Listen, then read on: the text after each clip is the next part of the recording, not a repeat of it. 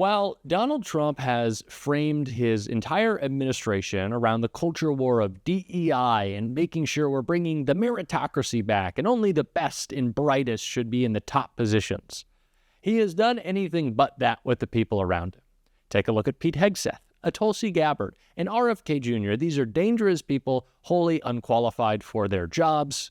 And speaking of someone who is not qualified for their job, or maybe not doing it well, to say the least, is Karoline Leavitt, Donald Trump's press secretary, who, boy, has been having a tough go of it lately. And it just got even worse in her most recent press conference, in which she was confronted by, get this, a MAGA reporter who called her out and Donald Trump for his absurd and just frankly disgraceful behavior. And we are going to get into all of that. But before we do, if I could quickly ask you to leave a like on this video, and if you haven't already and you enjoy our channel, to hit that subscribe button. It goes a long way, and it really means a lot to me. Now let's get into this first clip of Karoline Leavitt get called out, and there will be many more. And without seeking to cast myself as some kind of moral exemplar, because it's rather late in the day to try. Nonetheless, this was an event yesterday that began with a moment of silence for the victims of the air crash and the president's own invocation of, quote, a loving God. And then he uncorked that expletive to insult a former cabinet officer. It was the same expletive that I saw him use in the East Room in 2020 when he famously held up the Trump acquitted headline. My question is, if you could shed any light for us on how the president perceives his use of public profanity, which is a practice that certainly sets him apart from all of his predecessors. Does he regard it as an effective communications device, part of his appeal, or is it something that he lapses into inadvertently, perhaps in times of frustration and later regrets? I think one of the things that the American people love most about this president is that he often says what they are thinking, but sometimes lack the courage to say themselves. And I think yesterday at this podium, you heard President Trump express great frustration, perhaps even anger, with the previous administration's policies, many of which have led to the crises that our country is currently facing and that this president is focused on fixing. Thank you guys very much. Have a great weekend. We'll see you next week. So what's so crazy about the question that was asked is it was asked by a reporter from Newsmax. Yeah, Newsmax. The Trump presidency is really uniting us all behind hating Donald Trump.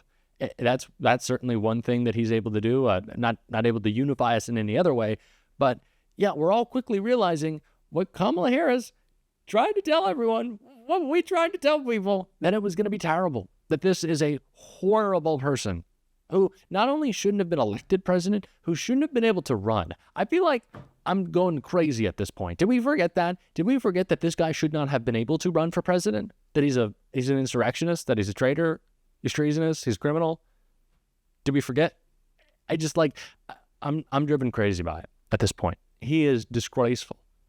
What he said at that press conference was maybe one of the lowest moments we've seen from Donald Trump, and that is certainly saying a lot. And that is why this reporter asked this question. There are more than 150,000 disabled Americans who are working today. The president talked a lot yesterday about hiring the best and the brightest to work in the federal government. Safety aside, does he believe that disabled people do have a place to work in the federal government? And does he also support the current protections for disabled people working in the private sector as well? The president has made it very clear that this is a common sense solution to solving some of the problems that we have seen at the Federal Aviation Administration and also when it comes to many of the federal agencies across our government. People should not be hired based on their disabilities, based on their skin color, their gender, their race. None of that matters. What matters to this president and this administration is how well you can do your job, and the American people agree with that sentiment. So it's about competence, skill, and merit. And so the president is focused on ensuring that the most competent individuals, the best and the brightest in this country, are in positions in this federal government, especially when it comes to public safety. Can't overemphasize the importance of those jobs. Sure. And what's so crazy to me on top of it all is Donald Trump's own Secretary of Transportation has a child with special needs. And he sat there while Donald Trump just went off on his disgusting rant, spewing evil, and didn't say a word. These people are embarrassing. Embarrassing. They just sit there and listen. Yes, Mr. Trump. Okay, Mr. Trump. Good job, Mr. Trump. Losers. Pathetic. Spineless. They didn't even stand up for your own family. It's sad to see. It really is. That they're falling for his lies over and over and over again. And there was one specific lie, I guess while we're on the topic, it seems to always be the topic with Trump, that a reporter asked about right here. Two questions. So we now know that the staffing was not normal at the air traffic tower, and so with the government freezing the hiring of new federal workers and offering buyouts, are you not afraid that more incidents of different kind could happen with less staffing in different agencies? Well, the president is intent on ensuring that we are increasing staffing at these agencies, and that's why he signed a very strong executive order on his second day in office, immediately terminating DEI hiring practices at the FAA. He also, following the tragic crash, as you all know, in the Oval Office yesterday, signed a memorandum directing an immediate assessment of the FAA to ensure the federal government is maintaining the highest personnel and aviation safety standards. And I would also just say there's a cultural piece to this as well. If you are an American who has spent many years studying aviation and you graduate from school and you're an air traffic controller based on skill and merit, and then you apply for a job and you're forced to fill out a biographical questionnaire asking you the color of your skin and asking you where you're from in details that aren't relevant at all to the job description, I think that deteriorates the morale of people in this industry. And if you talk to people in this industry, they'll tell you that. In fact, many of them filed a lawsuit against the FAA a couple of years ago under Joe Biden's administration because they were denied positions because of this DEI hiring practice that was putting identity politics over merit and skills. That's unacceptable. And I think just to put a fine point on this, because this is the third or fourth question I've answered on this subject, when you are flying on an airplane with your loved ones, which every one of us in this room has, do you pray that your plane lands safely and gets you to your destination, or do you pray that the pilot has a certain skin color? I think we all know the answer to that question, and as President Trump said yesterday, it's common sense. Rob Crilly. I pray that no one in the federal government trusts Donald Trump in any way to believe that he will make sure they're paid. Donald Trump quite literally built his career on scamming people out of their checks, stiffing them, making sure they didn't get paid for months of work, years of work. That is who, Donald Trump is a scam artist. That's his whole shtick. I pray no one believes that they're actually getting paid if they leave their job. Pray. Donald Trump, really? That's the guy who's going to keep a promise? Not a shot. And that is why Senator Tim Kaine delivered really important remarks on this, calling out Trump right here. And they received an email that said, from the administration, if you tender your resignation by next Friday,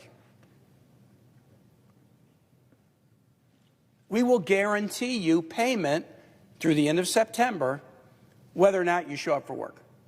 So tender your resignation, and then, boy, it's just going to be a gravy train. You're just going to get paid for 7 months without working. The president has no authority to make that offer.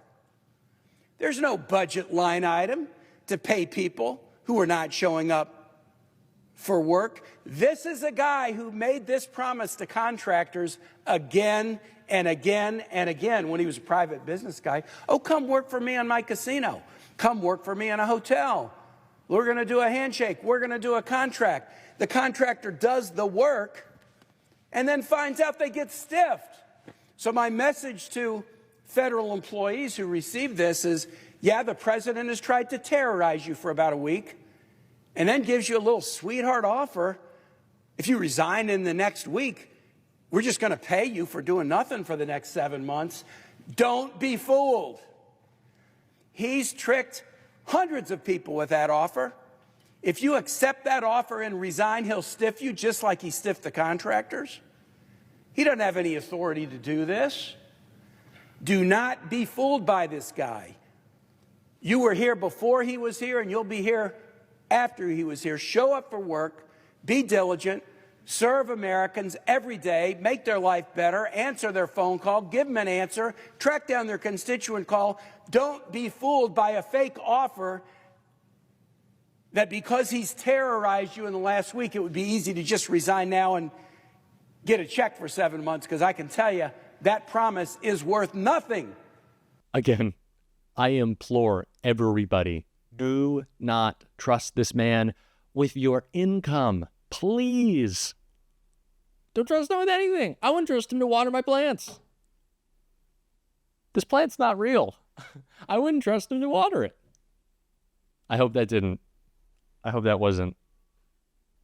It's still a nice plant. It's okay. It wouldn't get enough sunlight in here. I wouldn't trust him. Who would trust him? No one. And speaking of Tim Kaine there's been a lot of senators really stepping up lately. Tim Kaine is one of them. He was scolding RFK Jr. in their hearing. I want to take a look. I won't take sides. As president, I won't take sides on 9/11. Wow. I won't take sides on 9/11. Let me ask you this. As a general matter, do you find it hard to tell what is a conspiracy theory and what isn't? Is that kind of a general deficit that you find in your own analytical abilities? My father told me when I was 13 years old, he said, people in authority lie, and that the job of a citizen in every democracy is to maintain a fierce skepticism. Okay, I get it. Government authority. And you're an authority, but you wouldn't take sides on 9/11, and you're admitting, I have a hard time telling what is a conspiracy theory and what isn't. This is exactly the type of energy I have been asking for, and there's a lot of Democratic senators and representatives who have been delivering on it. I don't want to be critical. We got to keep our focus. Not enough of them have. I would like to see more of that energy. I would like to see more of that fiery pushback. Please. We need it now more than ever. We're certainly bringing it here on this show. And if you want to support that, as always, you can hit that subscribe button. You can leave a like on this video. And if you stuck around at the end, you can drop a blue heart in the comments. And until next time, I'll see you soon.